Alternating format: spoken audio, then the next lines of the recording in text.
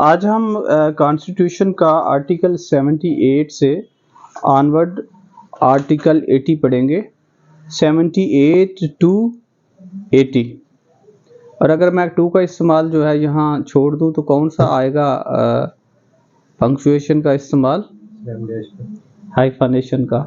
Hyphenation में अगर मैं इसे लाऊंगा तो ये आएगा, इसका एक मैंने पहले भी आपको इस्तेमाल बताया था, 78 80 78 टू 80। नजर आ रहा है सर? समझ आई? Not em dash. हाइफनेशन जो है इसको एक इसका एक ये भी यूज है कि टू की जगह ता जिसे कहते हैं उसकी जगह भी इस्तेमाल होता है।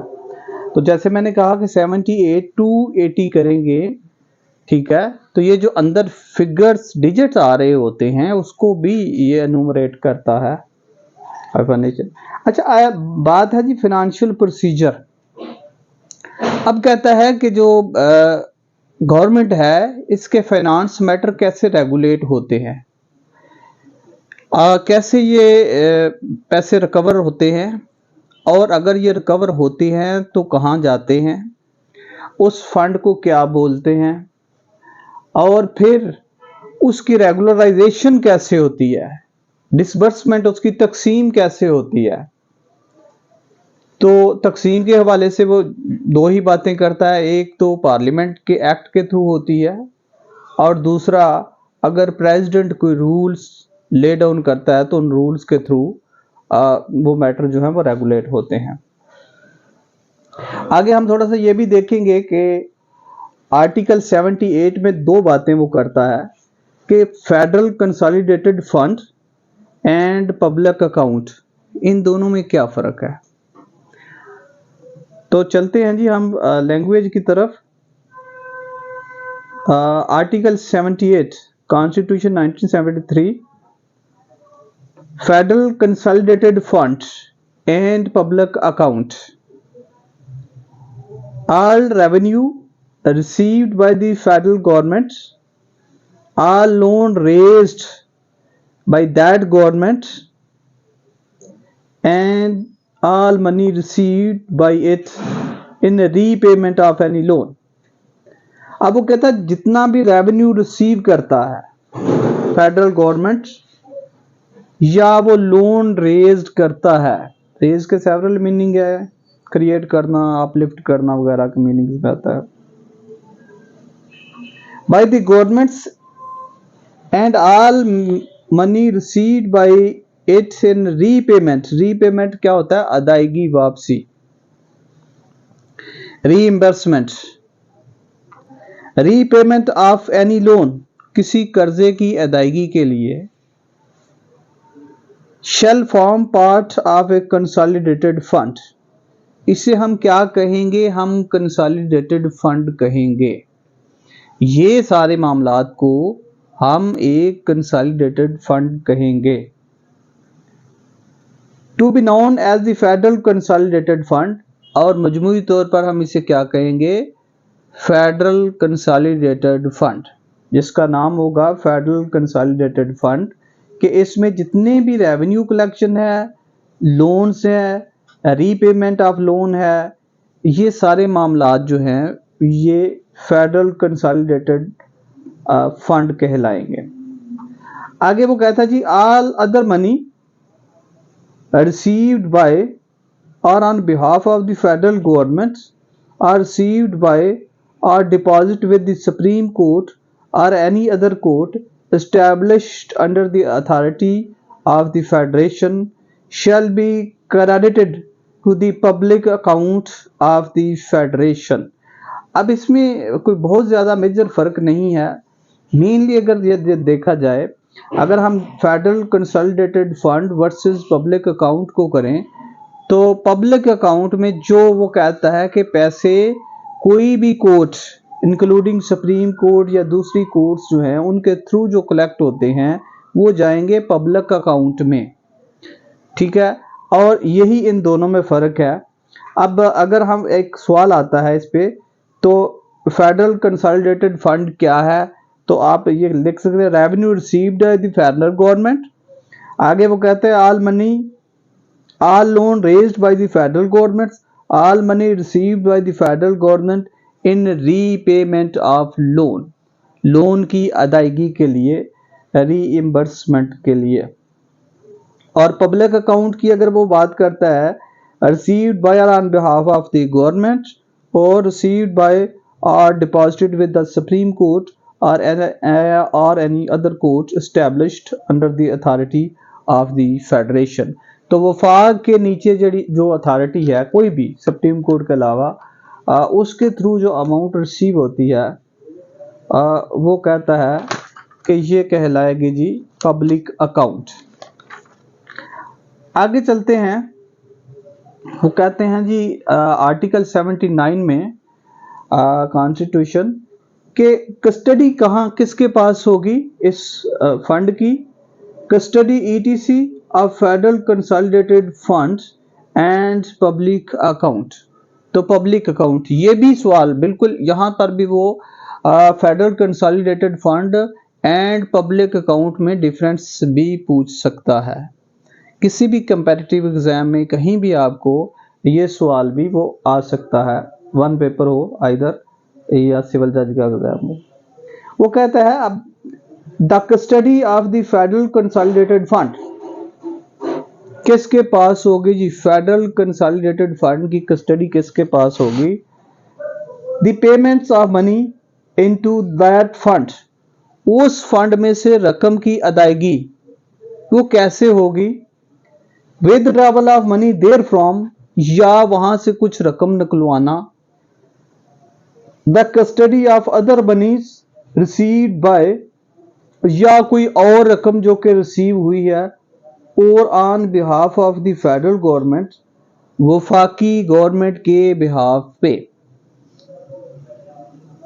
देयर पेमेंट इनटू, उसकी अदायगी, and withdrawal from the public account of the federation and all matters connected with, या वो तमाम मामलात जो इससे क्या है मुंसलिक हैं और एंसिलरी हैं।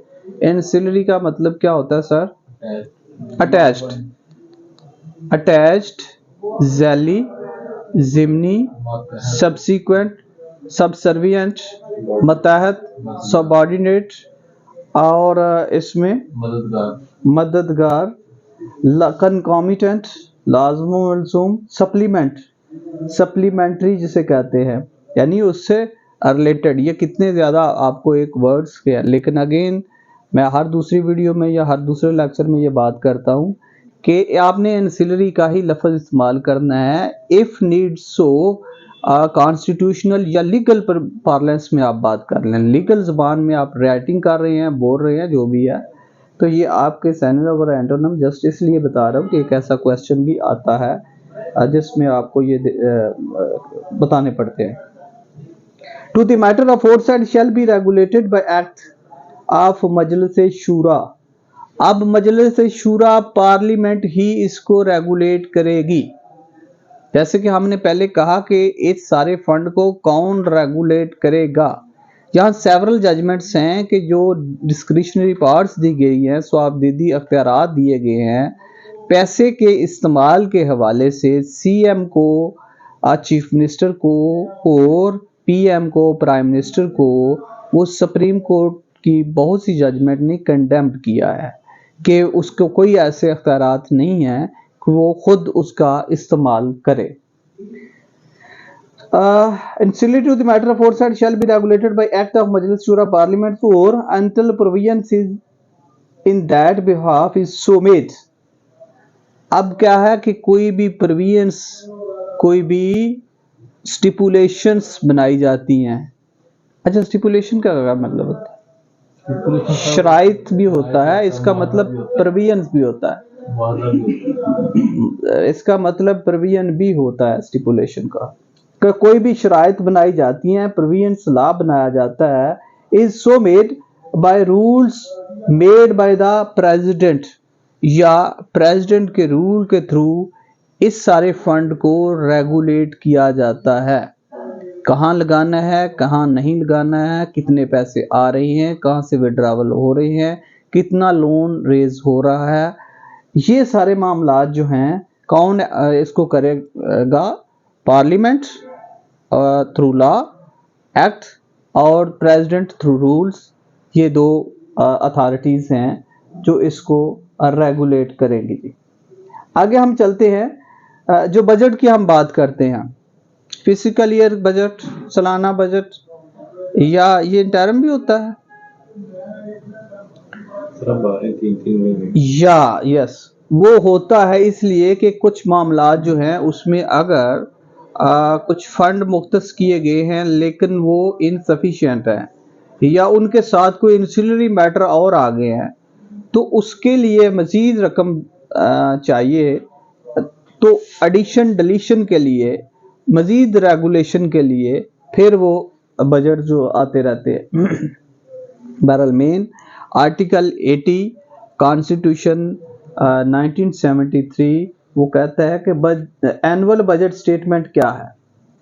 The federal government shall in respect of every financial year, हर फाइनेंशियल माली साल क्या करेगी? एक स्टेटमेंट पेश करेगी। Cause to be laid before the national assembly a statement of the estimate receipts and expenditures of the federal government for that year, कि जो भी वो मसूलियात हुई है, वसूलियाँ हुई हैं, recovery in shape of revenue whatsoever हुई है, या जो उसने अखराजात किए हैं for that year in this part refer to as annual budget statement, तो इसे हम कहेंगे एनुअल बजट स्टेटमेंट। ठीक, एक सालाना स्टेटमेंट होगी जिसमें जो अखराजात हैं और जो आमदन है उसका असेसमेंट किया जाएगा और फिर आगे मुख्तस की जाएगी मुख्तलिफ प्रोजेक्ट्स के लिए। आगे वो कहता है the annual budget statement shall show separately, क्या करेगी? The sum required to meet expenditure described by the constitution as expenditures charge upon the federal consolidation fund. तो वो कहता है जी ये जो रिक्वायर्ड रकम है कंसोलिडेटेड फंड में, इसके बारे में अलहदा से बताएगी। और आगे करता है बी, कहते हैं sum required to meet other expenditure propose to be made from the federal consolidated fund, और जो दूसरे अखराजात हैं उनकी एक अलहदा स्टेटमेंट होगी। आगे वो बात करता है and shall distinguish expenditures on revenue account from other expenditure.